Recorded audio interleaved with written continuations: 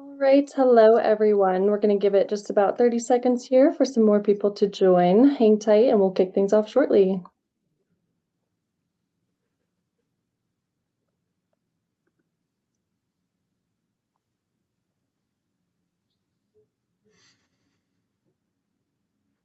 All right, well, why don't we just go ahead and get started here in the interest of time. Welcome everyone to today's webinar. My name is Kenyon Hesker and I am the Senior Manager of Demand Generation here at IntelePeer. Joining me on today's session are Jeff Wayne, CEO of Jefferson Dental and Orthodontics, Alistair Butler, Mid-Market Enterprise and Channels West Leader at Microsoft, and also Josh Fox, IntelePeer's Vice President of Product. Thank you all so much for taking the time to be here with me today. I know I speak for everyone at IntelePeer when I say we are thrilled to have each of you here and looking forward to a really great conversation ahead. Before we dive in, please just keep in mind that today's session is being recorded and we will share access to the on-demand version shortly after today's discussion. As we move through the session, please feel free to add your questions to the Q&A panel at any time. We will be keeping an eye out for them, and we've also set aside some designated Q&A time towards the end of the session to make sure that we can get through as many of them as possible. Just one final reminder that today's session is being recorded and will be available on demand later this afternoon. And that's it from me. So I will go ahead now and pass it over to Alistair.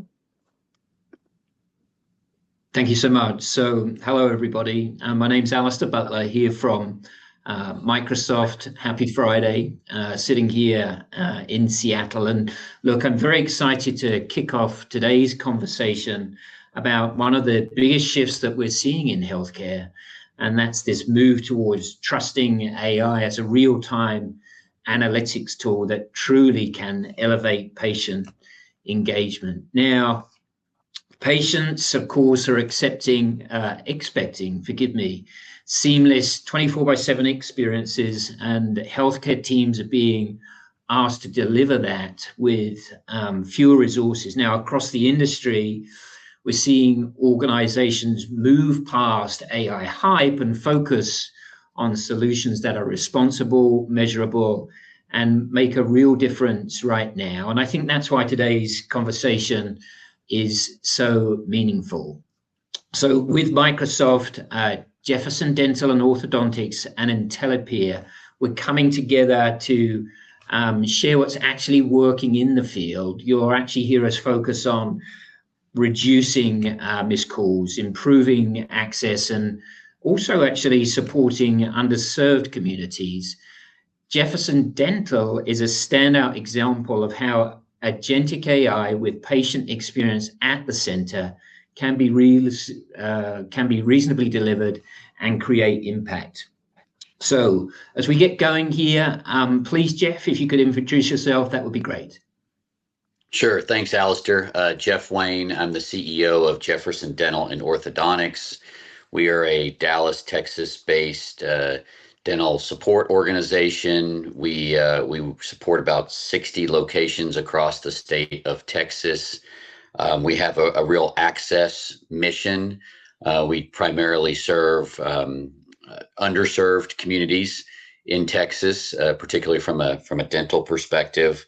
Actually been around as an organization since 1967, back when our first office was opened, before I was alive, let me just say that.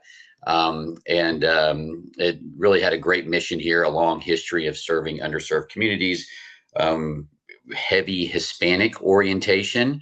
So that creates some interesting challenges from a language perspective and an operational perspective, but really excited to be here and look forward to telling everybody a bit more about our experience. Josh, I think your turn. Yeah, thanks, Jeff. And thanks everyone for joining today. So I'm Josh Fox, Vice President of Product Marketing at IntelePeer. And I'm just going to spend the next few minutes to walk through who IntelePeer is, what we do, and how our conversational agentic AI platform helps healthcare organizations solve some of their biggest challenges with automated patient engagement, analytics, and workflow streamlining. Along the way, I'll briefly introduce a couple of our core products: Smart Agent, our agentic AI automation solution, and Smart Analytics, which is our end-to-end conversational analytics layer. And then we'll spend the majority of our time discussing how all this actually works in the real world.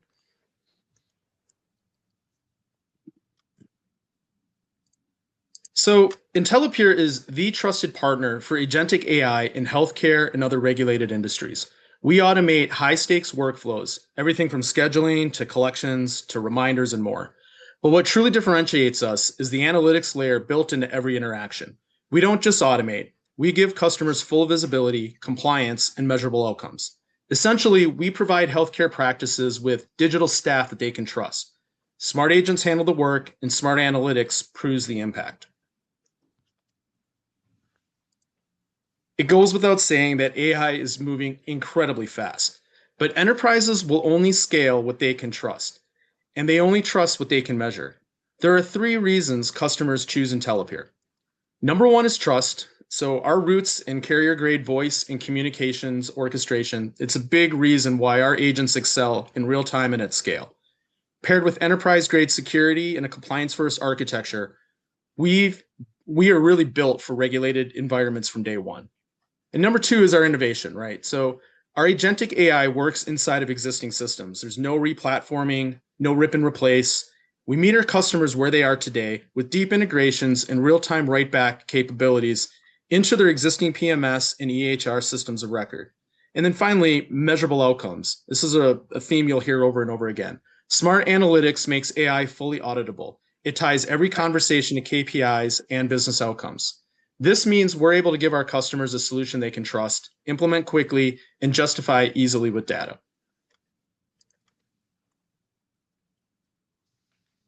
So IntelePeer is not a brand new AI startup. We've been building reliable voice, communications, and automation technology for over 20 years, serving over 2,500 customers along the way.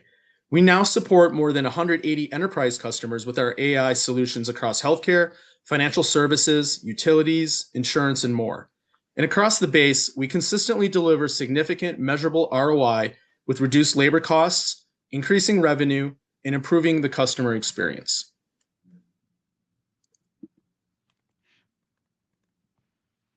And for healthcare practices and multi-location groups especially, we consistently deliver quantified results. For some customers, that's translated into upwards of 90% AI engagement rates on patient calls. For some, that means 75% reduction in operational costs. To date, we've successfully automated over 1 billion customer interactions, and we consistently deliver outsized ROI quickly. In fact, some of our customers, that's meant a greater than 3x return in just 6 months. And finally, we enable 24/7 patient access, which is so critical to improving the patient experience. What makes our approach powerful is that our agents don't just talk. They execute and complete real work, which creates immediate impact for the business.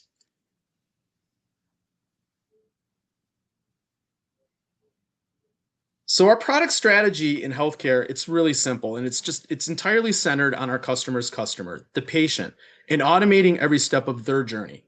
All of our solutions are developed to solve significant challenges healthcare practices face today. We consistently hear 4 major pain points.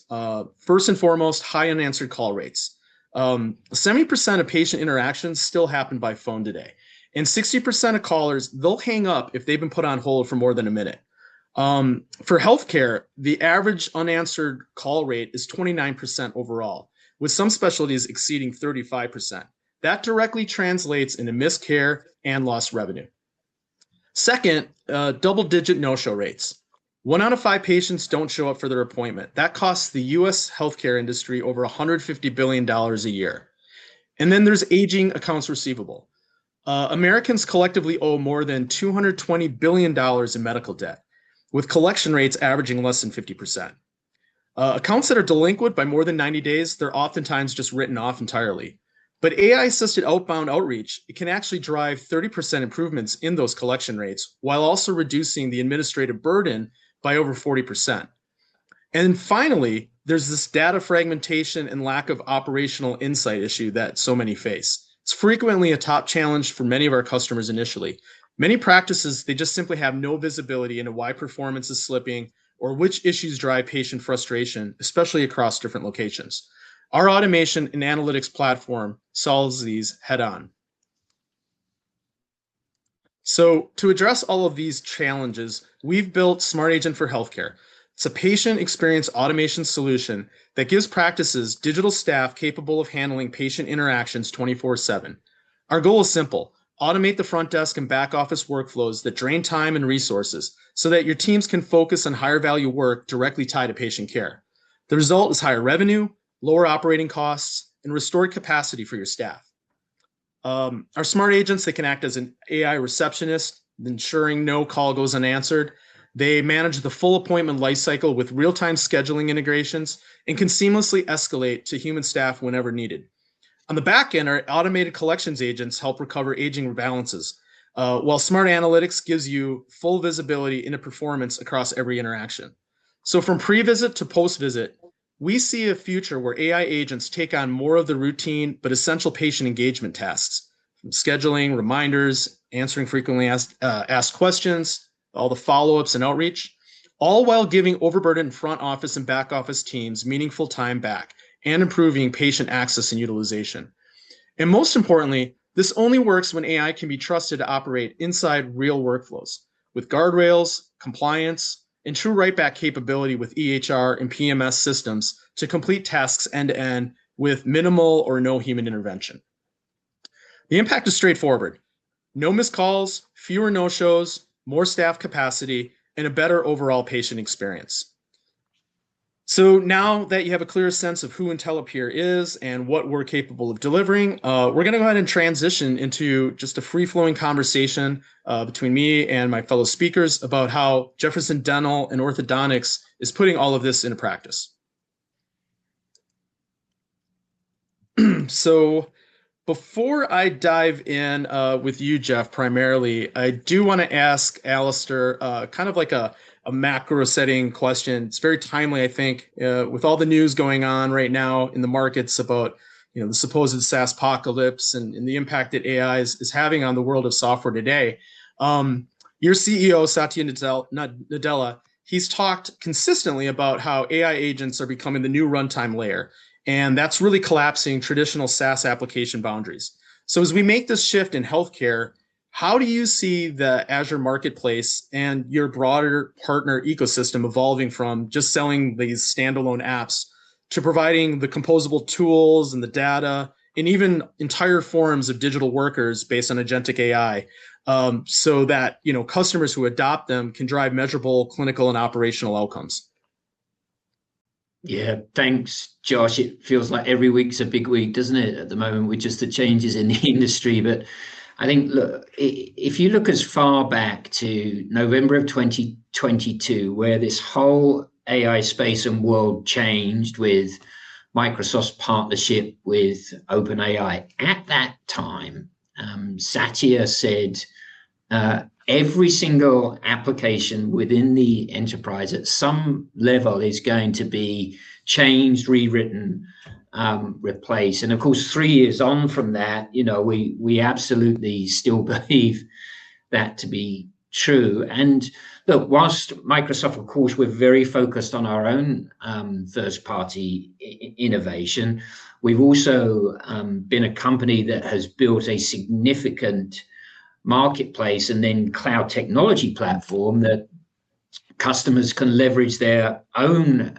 innovation on in that environment, in a single ecosystem that is also open. And I think what's something additionally is very important from Microsoft, it's been thought through at a very detailed level that is all delivered securely. And at the scale we're talking about here, the uniqueness of that is incredible, and it's also doesn't come easy. Now, AI agents, of course, are becoming much more prevalent in healthcare, and it was excellent to hear, just what that story has been for IntelePeer at this point, and we would compliment you for that. It's great to be in your environment and partnering with you. And some customers are already replacing application silos. And look, in most, they're either using agents to sit alongside or working with SaaS solutions. And I think, that's going to exist for a very, very long time.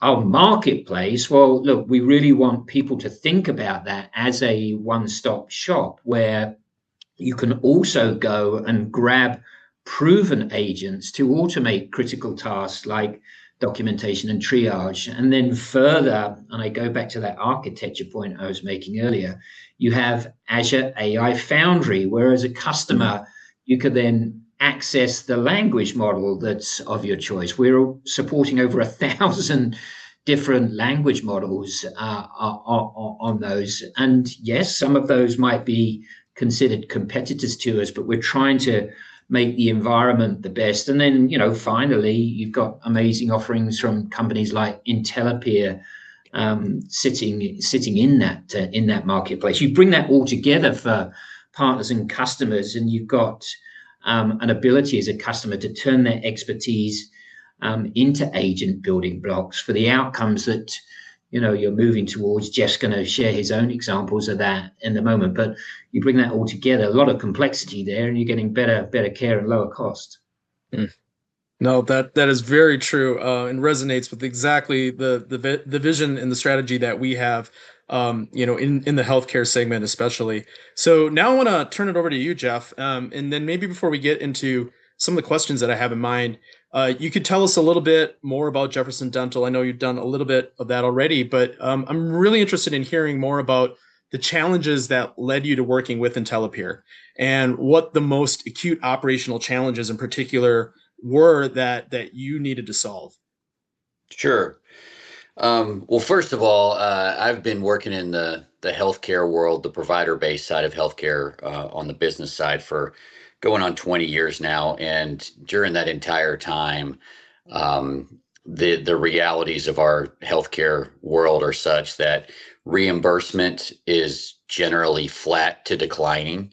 There's just not enough money in the system to improve rates in many cases. And at the same time, we have a cost structure, right, that's inflating. Rent goes up, everybody wants raises, healthcare insurance goes up, all those things. So, broadly, there's real margin compression. So the need to be more efficient with the resources you have is sort of an overarching theme in dentistry, specifically in Jefferson Dental as well.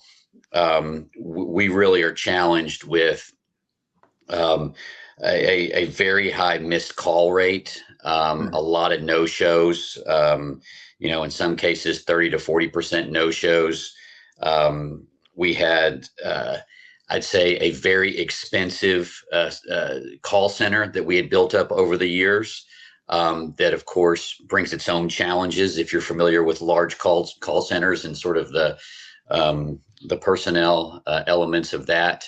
And then, of course, we had a patient base that is, I'd say, tends to skew blue collar. And the impact on that on Jefferson is their time to talk to us and to schedule appointments and to do follow-ups is not your typical 9 to 5. It could be after hours. It could be on the weekends.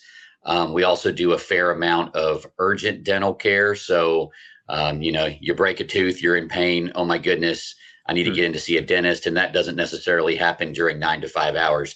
So we were really struggling with patients that were trying to reach us for any number of reasons, and we were missing them. And so for us, it was, just sort of taking a step back from my seat.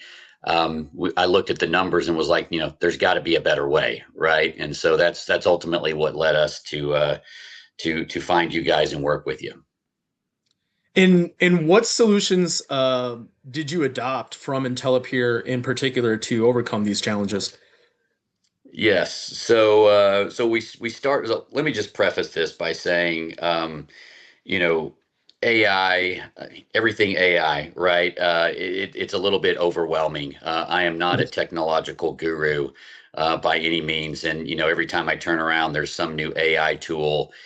So I came at this with a little healthy skepticism, if you will, but I do firmly believe that as a leader, we have to embrace AI, and when the leaders embrace AI, the teams will embrace AI as well. And so we started off with what I would say were kind of the tools that would help us with our largest pain points. So we have an AI receptionist that we have named called Sophia. We made that up because it sort of speaks to our customer base, and that's primarily focused on inbound calls. So when you call any of our offices now, all calls are routed to Sophia, and she answers depending on your language choice. How may I help you? It's very conversational. It's not like it's not off-putting at all. So the AI receptionist is really what we've started with, and then along with that there's an appointment management element of the tools that allow for a patient or somebody who wants to be our patient to engage fully with the AI agent and never talk to a human, and get everything set up for their next appointment. And it's quite seamless. I will say I was a little skeptical at first, because I've been one of those frustrated people on the line with an airline. I won't say the name, but I live in Dallas, so figure it out. Agent, right? Like it wasn't helping me. And Sophia is not like that at all. It really is not. It's been really impressive, just how seamless it is. So that's what we've gone with, and we're in early stages of rolling out some outbound call efforts with the AI agent for patients that are difficult to get them to show up for their appointments. And then we're also in the early stages of using some of the tools that IntelePeer has for collection efforts as well that you mentioned before. We're in the early stages of that. And so I'm really intrigued now. So how, especially with the demographics of the customer base that you serve, as you mentioned, blue collar, how did Jefferson Dental build trust with patients when introducing Sophia? This whole concept of an AI receptionist, because I mean, universally, everyone's been there screaming into a phone agent or operator, right, while they've talked to the robotic IVRs of the past.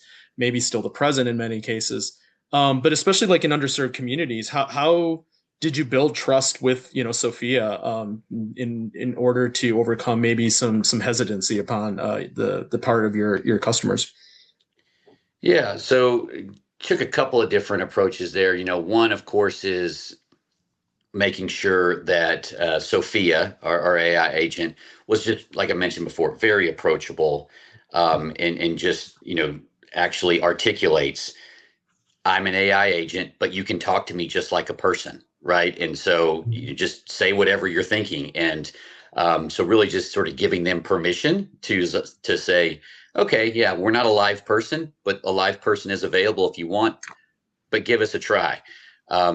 Second of all, we have actually taken it upon ourselves to use this as an opportunity to engage with our patient base, and sort of educate them on Sophia. And so we've actually sent out messaging that we're using Sophia. Give it a try. It's really impressive. You can access her 24 hours a day, 7 days a week, right? So anytime if you get off work at 9 o'clock at night, you can call us. You'll get your appointment scheduled. So really just sort of trying to meet our patients where they were. And then, always offering, we kind of look at this as it's a journey, right? Like it wasn't something that, while we've had really great results early on, this is not the end. It's going to be a process over time. So we always want our patients that engage with us to know that just say you want to talk to a live person and we'll connect you with one, right? We're not cutting you off. That security blanket is still there. And we've seen adoption continue to improve over the months as more and more people, not just in their interactions with Jefferson, but probably in the broader world, right? We're all just getting more comfortable. So, definitely in the early innings at this stage. But that's how we're going about it. Yeah, that makes perfect sense. Yes, please go ahead, Alistair.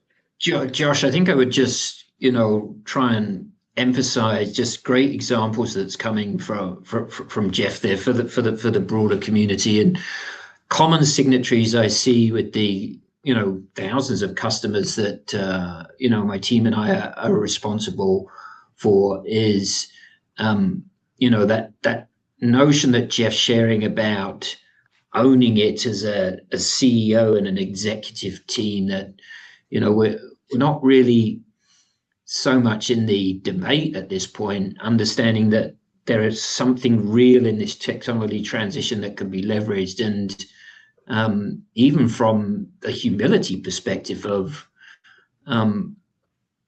recognizing that you don't have to be, as a CEO or a leadership team, AI experts to begin the journey on that, but you do have to be committed that there's something here. And I think one of the things that Jeff is showing to us all here is the key is to start small in a very focused way and still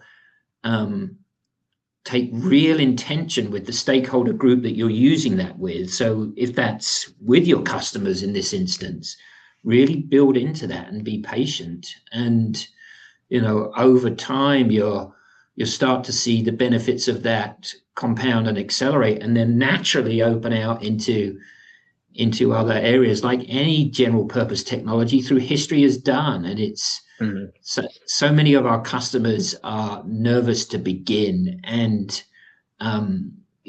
that's going to hurt their competitiveness, but also in time your customer base and your internal stakeholders want to see you take the leap.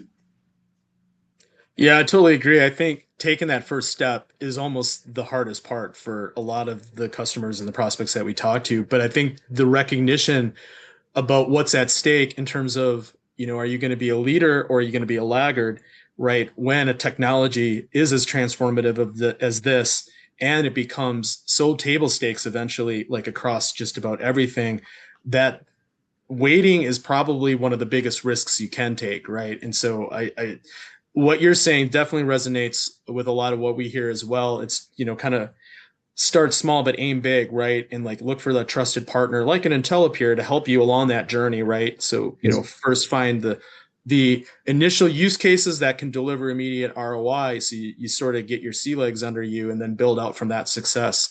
And so to that end, I'm curious, Jeff, like what were some of the earliest leading indicators that AI was working, right? That it was, improving patient engagement or scheduling or, whatever the KPIs that mattered to you most, what were the results that you were able to quantify? And then along all of that, I'm really curious, like how fast was the payback in terms of ROI? Because especially as we talk to a lot of our customers, many of whom are PE backed, multi-location practices, the ROI component of it's so essential. And so that's a big part of what we do with smart analytics, being able to show that kind of proof of value along the way and going forward. Sure. Yeah, no, ROI, incredibly important, right? And so, roughly 6 months, we've seen a real ROI on this, and how we're measuring that is from a multitude of angles. So number one, as it relates to just the patient experience, we've had much fewer. We don't have missed calls, right? Because the agent answers every single call, right? And so whereas before we would have, depending on the day, and that's one of the challenges with a call center in an environment like ours, is some days you see surges in calls, certain times surges in calls. Well, I can't flex my call center staff, in the middle of the day, that way, not realistically. So, number one, we're not missing any calls. We're able to at least, let the patients know that we are there, and that we can help them. We have had, obviously reduced hold times. So before we'd have, certainly in the busy times, we'd have patients that were on hold for several minutes, and guess what happens? They hang up and you lose them, and they move on down the road, right? So we've been able to eliminate that. It has freed up our call center team to focus on activities that are higher value add, whether it's patients who call the call center and really need to talk to a live agent beyond just scheduling or confirming an appointment or changing an appointment, which the agent is able to handle easily, all of that. But sometimes it's more serious, and so we're able to make sure that the agents focus on that.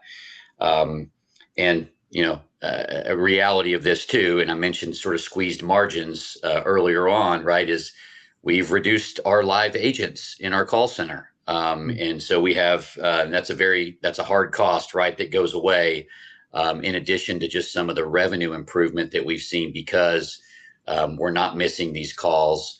And we talked a little bit about no-shows before. Oftentimes the reason we would have no-shows is people would call us to reschedule, but we didn't answer the phone before we had the agent, right? They would go to voicemail or they'd go on hold, and then they just get frustrated and say, well, I'm just not going to show up, right? And, but now they reschedule with the agent. Okay. So we're keeping them. We're actually rescheduling the appointment at the time that they reach out to us, but we also have cleaner schedules and don't have people sitting on there that really had no intention of showing up because they tried to contact us, but they couldn't. If that makes sense. Yeah, that definitely makes a lot of sense. And then in terms of implementing all of this, right, you've got an existing tech stack, workflows, give me some insights on how difficult this was, right, to integrate with your existing scheduling and PMS systems as an example. Yeah. So I won't say the name of the PMS system, but it's antiquated. Okay. And we've over the years here, tried and failed with, other sort of technological add-ons to the PMS system that the PMS system just couldn't handle, didn't play well with. So I was a little concerned about that here. But IntelePeer, made it almost seamless and was able to work within our practice management system. And I would go out and say that, if you can work with this practice management system, you can work with all of them, because I know it's a real difficult one to work with just because it's old. So, I'm not a technology guru, but I do know that it was quite seamless. And it really, to me, speaks to just the IntelePeer team in general and their capabilities. I mean, not only did they make this a really straightforward process from an integration perspective, but when we started with them, I said, we need a guide to take us through this journey. None of us are experts on this.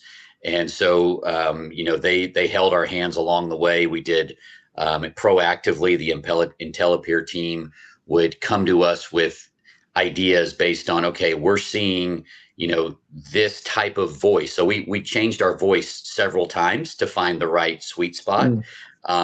We changed the greeting several times based on some A and B testing and the response. And this was all driven by IntelePeer, right? It was, and candidly, I've got a very high bar for working with third parties.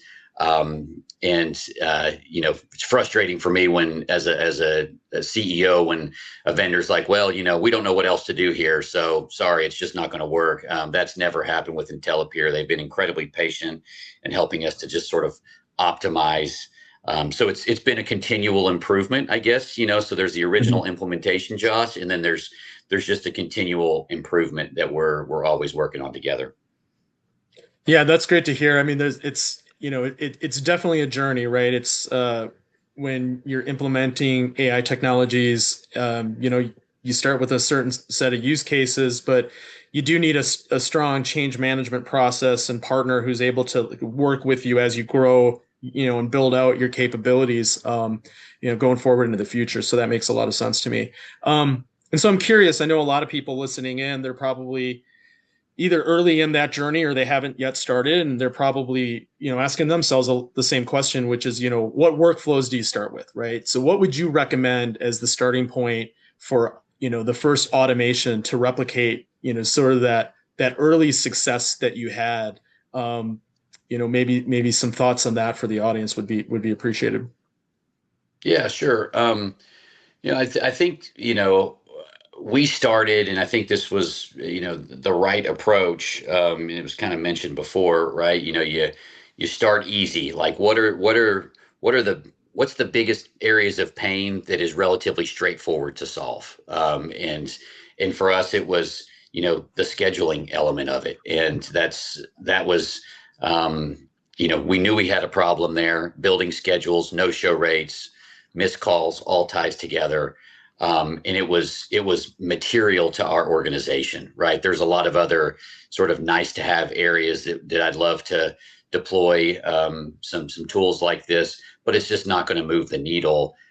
So that sort of on that combination of what's the most impactful, but it's got to be relatively straightforward, because I think it's important to make it relatively easy for the organization to absorb that way, and also for the patients, right? Again, this was a pain point for the patients.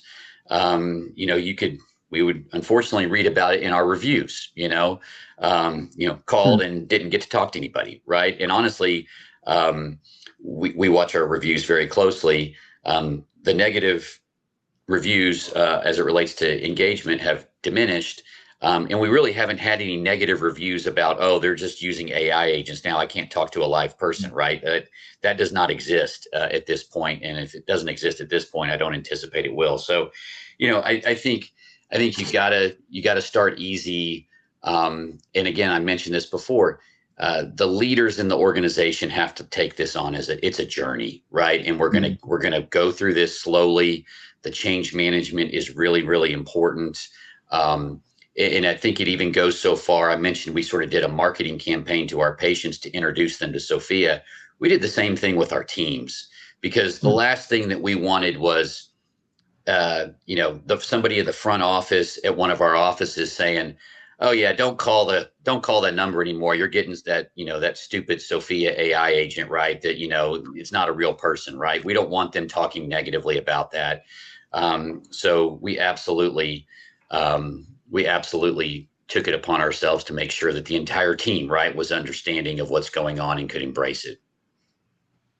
Yeah. And I think if I may build on that a little bit, Josh and Jeff, and for the audience here, drilling into Jeff's starting point was really looking at major pain points, and then acknowledging that, some work effort and some patience with AI to help in that works. And something that we've been talking about at Microsoft for about 3 quarters now is, once you've done that, really think about a success framework as a company to try and help organize that a little bit. And we put it in the 4 pillars of employee experience, customer experience, an ability to think about the revenue side, so bending the curve on innovation, and then to where you started, just specifically on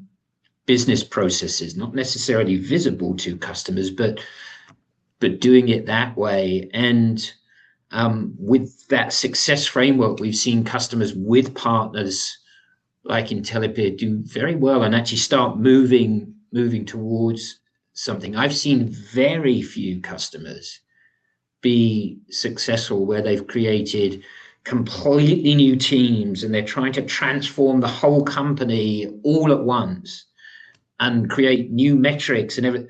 I've seen companies do so much better to get organized, keep it simple. If you can't measure it from a perspective of a metric that's important in your business today, why would you try and create a new metric to make the project work? It's not that different to other technology transitions that we've seen. And the greater pragmatism to organize, and finally, just, if you're a CEO or a line of business owner, the ownership at the line of business level is just critical. And it doesn't mean to say that all lines of business have to be doing stuff concurrently. Decide as a leadership team where you're going to focus first, and then you'll actually get benefit through a period of time. It's a funny thing with everything going so fast to actually say patience is key, but it really is. Patience and intentionality and not overcomplicating. And we're seeing customers break away. We call them frontier firms, actually, break away where they're doing that within an organizing structure. And like I mentioned on those 4 pillars versus, the sensationalization of the transition, get away from that, make it practical. Yeah, I'm a big believer in that as well. Sometimes you have to slow down to go fast, right? And so I think adopting the framework Yep. that you just laid out is exactly the key to setting yourself on a path to success. So appreciate those insights. And now I'm curious, what role does conversational analytics play in all of this? So, like IntelePeer's smart analytics product, which insights, Jeff, were most operationally valuable or even surprising? Yeah, there's a number of insights that were new to us and were surprising. I actually think probably the one that was the most surprising was just the sheer number of phone calls that we were getting that I would say were sort of low value add interactions. So people calling for directions to check hours at a particular location, right? All this stuff that you can very easily, look up on the web, right? But a lot of our calls were like that. So it was clogging up all of our live agents, right? Just answering very basic things. And of course, we didn't have the technology to help us understand that. So that's that intent of the call, and seeing that really was eye-opening and certainly helped us think about how we resource things. The other piece of it, or other insights, I would say, is with 60 offices, you want to believe you're doing everything the same and you're standardized. The reality of it is you're not. We got lots of humans involved, right? So you could see, if we can look into data and the analytics and see why is it taking so long to get patients. The wait time to get in for an appointment is so much longer at some offices versus others. Yet we're looking at the patient volumes on the other side saying they're all about as busy as the rest. Well, guess what? We'd have offices blocking schedules at times and things like that, right? So the analytics that we got from people's attempts to schedule and sort of the timing of that was very insightful, and it helped us to make some operational changes, right? And that we definitely needed. And then also additional insights that we really didn't have a great way to understand, but we have much clearer info on it now with this AI tool, is just why do people cancel and no show, right? Like, and you can actually pick that up. These are all recorded. You get all the insights from there, which helps us to, sort of try to better meet the patients where they are.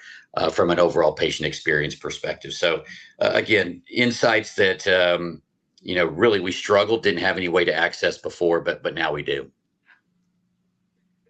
Yeah, that's great. And so was there anything that's, about this journey that surprised you, either from the patients or even the insights, several of which you've already covered, but just kind of curious what else beyond what you've already discussed maybe was just something new or unknown and uncovered? Yeah, I mean, first of all, honestly, one of the bigger surprises for me was how quickly our patients accepted the AI automation. I think almost 2/3 of our scheduling calls are now being handled by the AI agent, by Sophia. And so that's sort of beginning to end. Again, that's freed up time for live agents to handle the many other calls we get that are also important, but that people need to talk to a human about. So I think, number one, it's just patients accepted it much more quickly than we thought, which has been great. And then, sort of coming full circle, we have seen a decrease in our no-show rate, because again, we're able to more proactively meet the patients where they are when they are, because most of the time people do try to reschedule if they're not going to show up.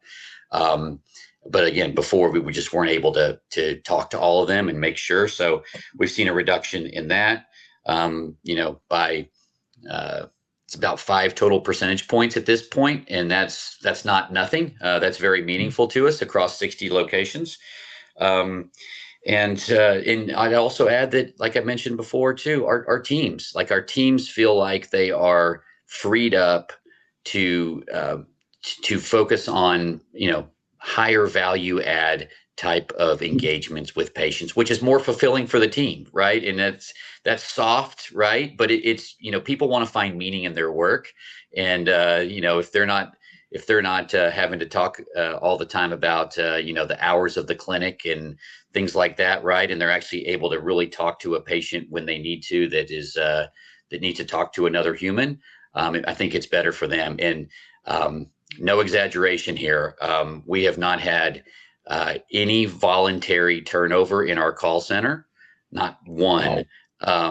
Since this went live. Now, as I mentioned, we have either repurposed or eliminated a few positions or some positions, but we've had no voluntary turnover. And that was a concern of mine. Would the call center folks look around and say, these AI agents are going to do everything I'm doing. I don't, there's no future for me here. And maybe in the future that is the case, right? But for right now, I think people really appreciate they're actually doing something at a higher value add and feeling like they're making a bigger mark on the organization. Yeah, that really jumps out at me, just knowing the industry average attrition rates within call centers alone. Yeah. So that's absolutely stunning. Final question before maybe we take a few audience questions. I know you covered this a little bit at the beginning, but maybe we can touch upon it again. What's next for Jefferson Dental? What are your plans in terms of expansion of use cases in your AI roadmap? Sure. So I did mention it before, right? We are leaning in on some outbound call efforts with Sophia. We have not unique to our business, but definitely not relevant to all businesses. But in Texas, you are assigned patients on the Medicaid roster based on your geography and a number of things. And it's your responsibility as the provider to engage with those patients and bring them in for care. It can be challenging to do so. It's very high volume. So we're starting outbound efforts where we will call and schedule appointments once we get a hold of them with the AI agents for them to come in. That's something that, up until this day has been done entirely manually. And I'll just say from my seat, I have real questions about whether we're making all those phone calls on a routine basis every month, right? So I'm very excited about that. We will definitely see some sort of uplift from that. And that's a revenue uplift, right, that we would not have otherwise. And then on the collections front, we have dental, having worked on the medical side for most of my career. Not sure who all's in the audience, but the dental side of collections and revenue cycle is more complicated than the medical side, just due to some nuances in dental insurance.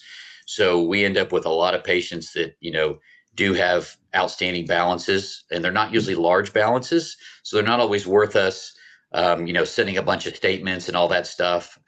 Certainly not using live agents. So we're working down that roadmap to start using IntelePeer's agents on the collections front as well.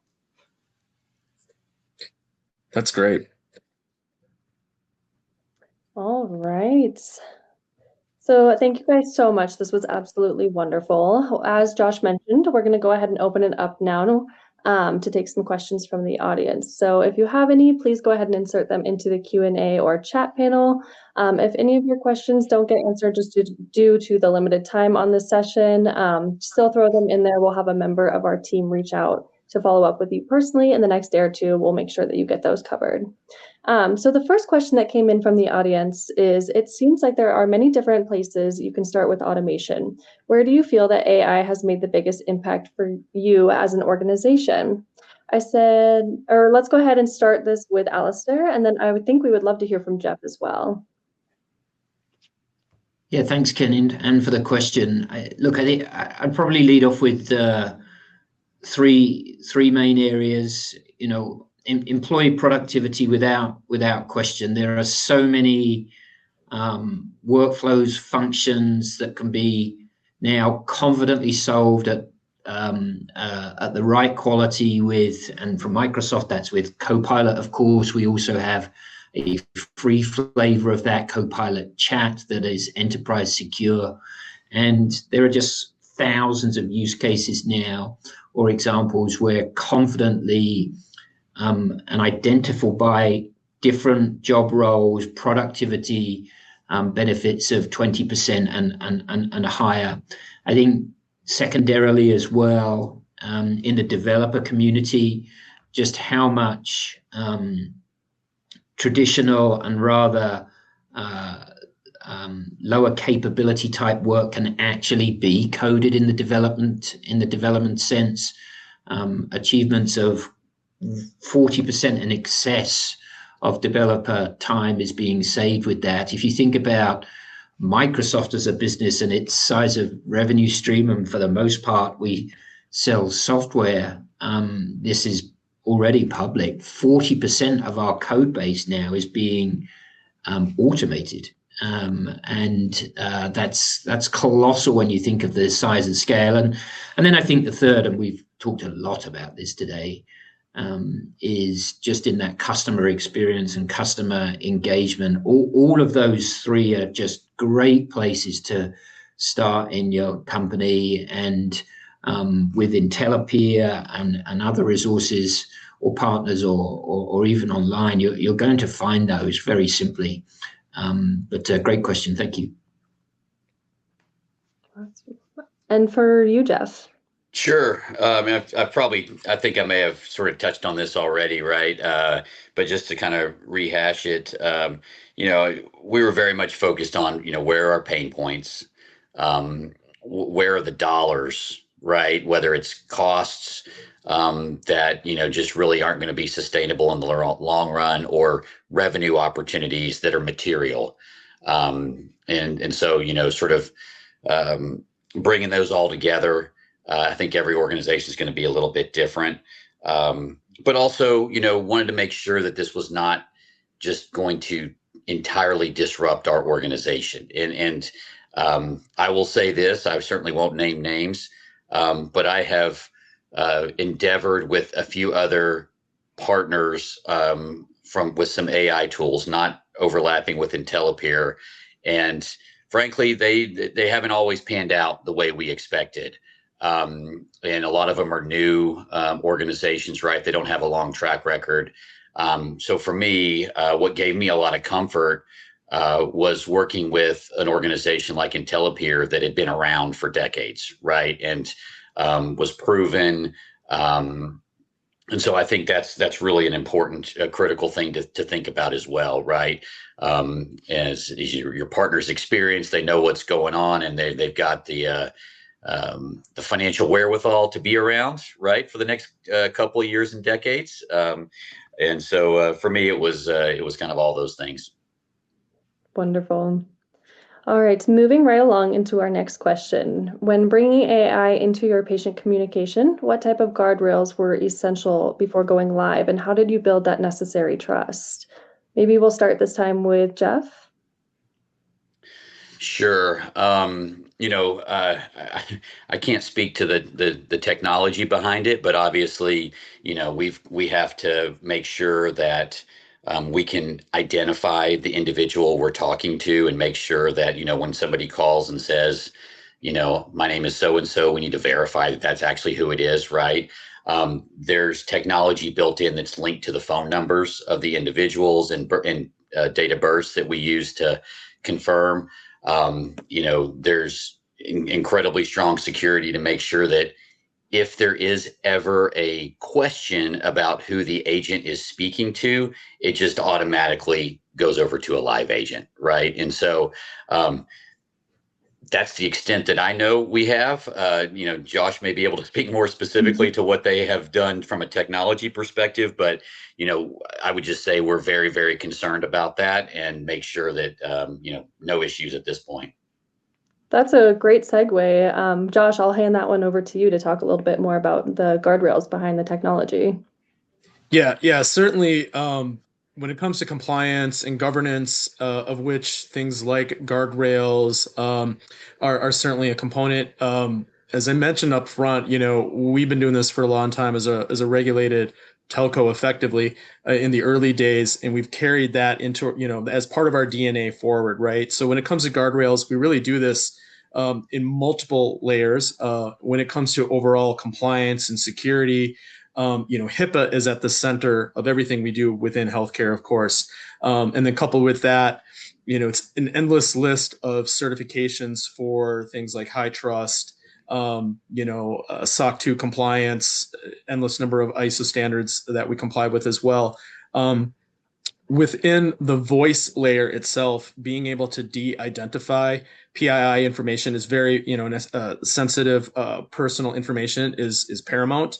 And so we certainly do that to support, the things that Jeff was mentioning, right? So that you're guarding your patients and your employees' data really, really carefully, right? Not just to the minimum of what's required, but well beyond that, right? To ensure that, that trust that I was touching upon so much early on, is never breached. Wonderful.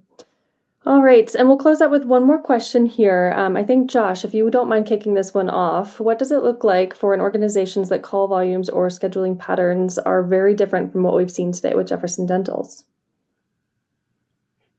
Yeah, so I think one thing that's interesting is there's no one size fits all approach to any of this, right? And that's why smart analytics is such a key component of everything we do. Like in aggregate, I can tell you that we have observed that upwards of 60% of inbound calls are often scheduling related or simply, frequently asked questions. But that differs, right? I mean, it's a distribution. And so from one provider to the next, their exact pain point that they need to focus on and start with could be very different.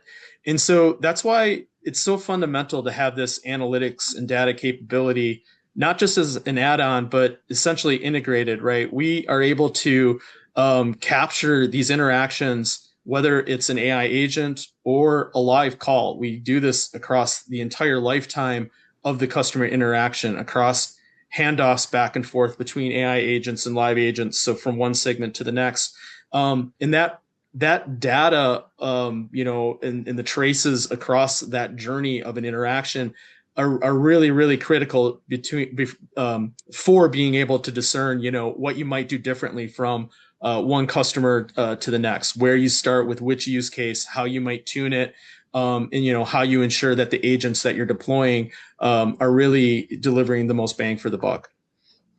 Wonderful. Give another end of the scale if it's helpful, Kenyon. It was actually at Microsoft, one of the first places that we went internally was our customer support services. And as you can imagine the scale of that globally across our entire business, it was 7 million calls a day coming in. That ultimately was a 9-month project in assessment, but 4 months in actual rollout and pilot to actually living it now in that world over the last year, where employee satisfaction, just like Jeff's organization, increased, customer experience improved, and annually now a saving of $500 million. Wow, that's incredible. Across very different disparate platforms, different amount of communication channels, all of that unified in what's essentially an AI led experience for customers. And just like Jeff, an ability to get to an actual person when that makes sense. So it's a brave new world. The opportunities there. Awesome. Well, really quickly here, before we wrap up, I just wanted to invite everyone on this call today to go ahead and join us for a live experience to see IntelePeer's conversational AI in action. So every Wednesday, we host a weekly live demo where you can see firsthand how our technology is transforming patient engagement across various industries. So during these sessions, our expert solutions engineers engage our AI agents in real-world use cases like you've experienced here today. everything from appointment scheduling, rescheduling, complex FAQs, collections, and beyond. So this is a really great opportunity to see how the solutions we talked through today can help your organization. And it's also a great opportunity to have any and all of your burning questions answered by an expert in a very educational and intimate environment. So we would love to see you there. You can go ahead and scan the QR code here to save your spot for the upcoming sessions. Any final notes, thoughts to close out today?